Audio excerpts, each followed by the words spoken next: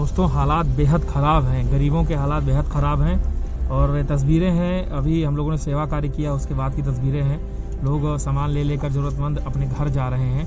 लेकिन आप देखिए कि दावों में कितना फ़र्क है, चाहे वो सरकारी दावे हों, चाहे समाज सेवियों और नेताओं के दावे हों, उन दावों में कितना फ़र्क है। कितने बुज़ुर्ग हैं, कितने परेशान लोग हैं जो 2 वक्त के खाने के लिए परेशान हैं। फ़िलहाल तस्वीरें गिदुरहा गांव की हैं, गिदुरहा का आदिवासी इलाका, और यहाँ पे बेहद खुश करने वाली तस्वीरें, एक तरीके से कह सकते हैं कि जीवन इन्हीं तस्वीरों में छिपा है। और आप देखिए इस बुज़ुर्ग को देखिए, ये बुज़ुर्ग अभी ज़रूरत का सामान लेकर जा रहा है घर।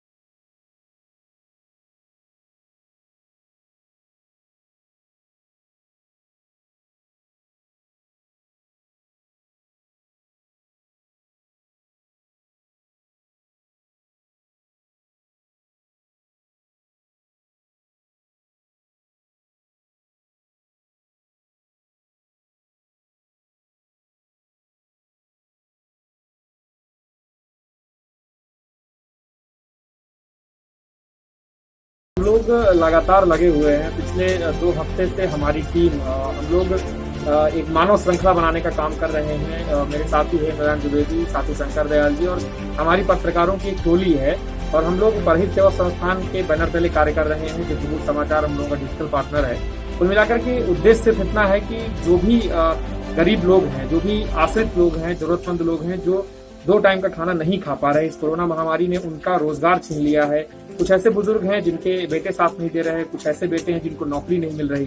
तो कुल मिलाकर के पिछले 2 हफ्ते से डकैत प्रभावित जितने भी इलाके हैं, और ऐसे इलाके जो संवेदनशील है, जहां तक संसाधन नहीं पहुंच सकते हैं, हम लगातार लगे हुए हैं। हमारा प्रयास है कि वहां तक सुविधाएं पहुंचे। उसमें हम लोग राशन सामग्री दे रहे हैं, लोगों को जागरूक भी कर रहे हैं, वैक्सीन को लेकर के भी, और जो किट बट रही है उसको लेकर के भी।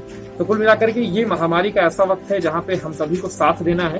और सबसे बड़ी बात यह है कि अब समय नहीं है कि हम नकारात्मकता फैलाएं, सरकार को दोष दें, जनप्रतिनिधियों को दें। ये अलग बात है कि सब दुख के बैठे हैं दिलों में, लेकिन हमें अपना कर्तव्य करना होगा, क्योंकि हम मानवता को बचाने निकले हैं। और हमारा काम ये भी है कि अगर हम पत्रकारिता के द्वारा किसी का मुद्दा उठाते हैं, जिस तरीके से राकेश जी आपके द्वारा पता लगा कि पटेल नगर में 2-3 परिवार ऐसे हैं, तो वहां तक पहुंचना हमें आप जैसे भाइयों से हो पा रहा है।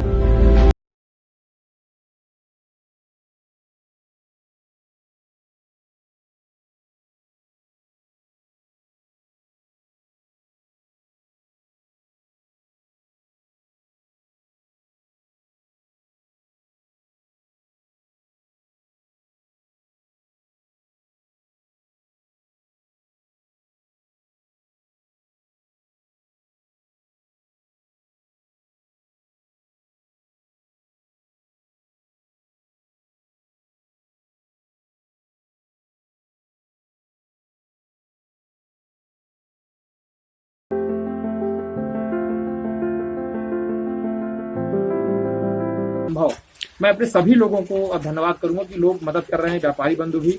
फिलहाल अपने हम टीम के जितने मेंबर हैं, हमारे परिवार के, हमारे जो पिता हैं, हम उनको धन्यवाद करेंगे क्योंकि उन्होंने अपने अनाज को काफी बड़ी मात्रा में हमें सौंपा है कि आप दान करें। का लगभग बड़ा अगर देखा जाए तो 2 हफ्ते से हम लोग लगे हैं, तो तकरीबन 1 दर्जन गांव ऐसे हैं जहां पे हम लोगों ने ये राहत सामग्री किट वितरित की है। और इनमें अगर बड़े मैं गाँव की बात करूं, जो हमें समझ में आता है कि वो काफी जरूरतमंद गांव है।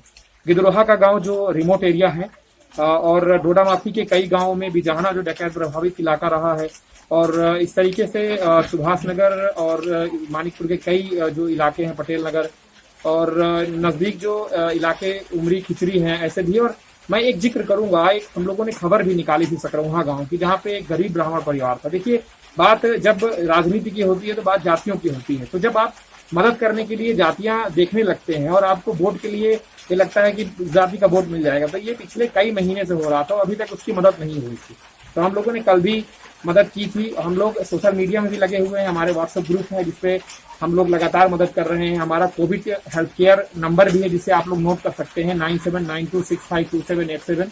और हमारे जितने साथी लगे हैं उनके भी नंबर हैं, आप उनको भी डायल कर सकते हैं। हमारा उद्देश्य सिर्फ इतना है कि कोई भी आश्रित व्यक्ति है उस तक सुविधाएं पहुंचे, और उसके लिए अब हम गाँव में जाकर दान मांगेंगे, हमारी गाड़ियां जाएंगी और हम अनाज मांगेंगे किसानों से। ये हमारा सभी से निवेदन है कि इस मुश्किल के दौर में लोगों का साथ दें, मानवता को बचाएं।